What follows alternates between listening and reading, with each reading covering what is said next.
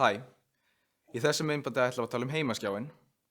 Heimaskjárinn upphafsstaðurinn í spjaldtölvunni og allt sem við gerum í heimaskjánum eins og að opna forrit eða fara í stillingar gerist þá frá byrjunarreitnum. Þannig að heimaskjárinn það fyrsta sem við sjáum í hvert skipti sem við opnum tölvuna. Hann lítur einhvern veginn svona út og það eru nokkur atriði á skjánum sem við skulum taka fyrir. Þannig að fyrst á öllu þá raðar heimaskjárinn öllum forritunum okkur upp í röð á skjánum. Við getum flett á næstu síðu á heimaskjánum með því að strjúka með puttanum annarkvort til hægri eða vinstri og heimaskjárinn getur skipst upp í 2 eða fleiri síður. Takið eftir þessum punktum hérna niðri. Þessi punktar sýna okkur bæði hversu margar undirsíður eru á heimaskjánum og á hvaða undirsíðu við erum. Þannig að núna þegar ég á vinstri punktunum þá ég á fyrstu síðunni og svo ef ég fyrir á næstu síðu þá ég á þessari síðu og svo framvegis. Og við getum sett ýmsa hluti á heimaskjáin okkar eins og til dæmis forrit eða yfirlit yfir ýmsar upplýsingar. Þegar við erum á fyrstu síðunni á heimaskjánum og drögum alveg frá vinstri þá fáum við hérna yfirlit yfir nokkrar upplýsingar og við getum breytt þessu aðeins til. Þetta kallast widgets á ensku og það eru til widgets sem að sýna okkur ýmsa hluti eins og veðrið eða hlutabréf eða hversu mörg skilaboð við höfum fengið og svo framvegis. Hérna niðri erum við með dokkuna.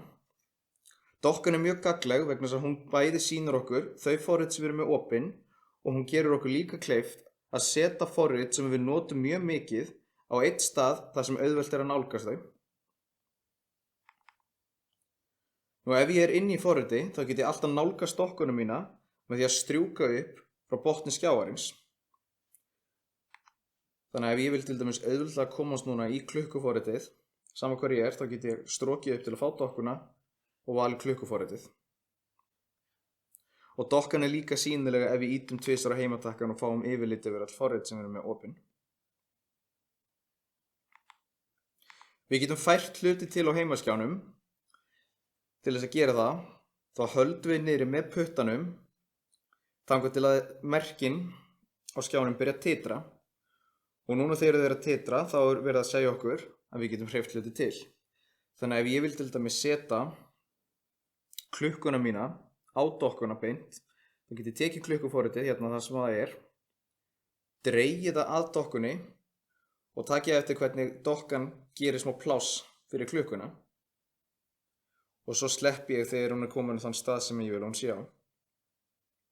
Ef þið viljið eyða hlutum út á heimaskjánum ykkar, þá einfaldlega ítið þið á X-táknið sem birtist hjá merkinu sem þið viljið eyða út og svo veljið delete.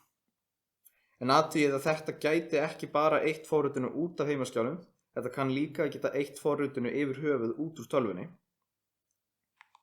Og síðan þegar ég búinn þá íti ég einu sinni á heimatakkan og þá allt komið í venjulegt horf aftur.